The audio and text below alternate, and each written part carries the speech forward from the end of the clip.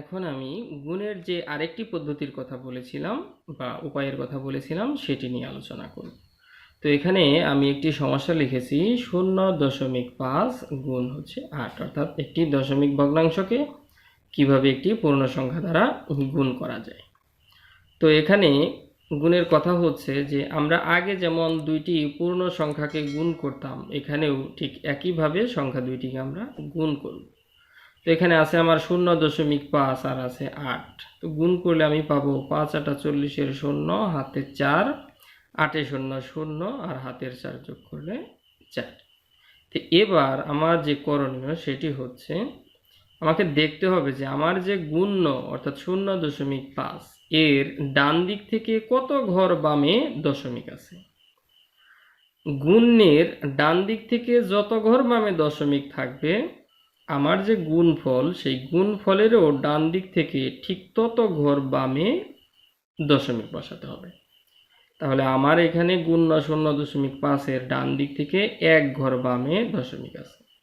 তাহলে আমি কি করেছি, আমার গুণফলেরও ডান দিক থেকে এক ঘর বামে দশমিক বসিয়েছি। তাহলে গুণফল পেলাম 4.0।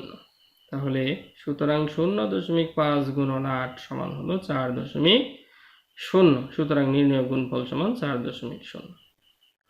তো আশা করি এই পদ্ধতিটি খুবই সহজ এবং আমাদের সকলের জন্যই বুঝতে খুবই সুবিধাজনক। তো আমি আশা করব যে দুইটি পদ্ধতি নিয়ে আলোচনা করলাম এর মধ্যে যেহেতু এই পদ্ধতিটি খুবই সুবিধাজনক বা সহজবোধ্য, তাহলে আমরা এই পদ্ধতি অনুসরণ করেই আমাদের যত দশমিক সংখ্যার গুণ আছে সেগুলো করতে পারবো বা করব। তো এই পদ্ধতির সাহায্যেই আমি তোমাদের বইয়ের 2-এর 6 নম্বর সমস্যাটির সমাধান করেছি।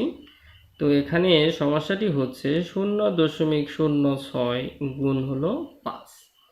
যথারীতি আমরা সংখ্যা দুইটি উপরে নিচে লিখে গুণ করেছি। 5 6 30 0, হাতে 3, 5 0 0 আর হাতের 3 যোগ করলে 3, 5 0 0। এবার দেখা যাচ্ছে গুণের ডান দিক থেকে এক ঘর দুই ঘর বামে দশমিক আছে। তাহলে আমরা কি করব, আমাদের যে গুণফল 0.30 এর ডান দিক থেকে এক ঘর দুই ঘর বামে দশমিক বসাবো। তাহলে আমরা গুণফল পেয়ে গেলাম 0.30। সুতরাং 0.06 গুণন 5 সমান 0.30।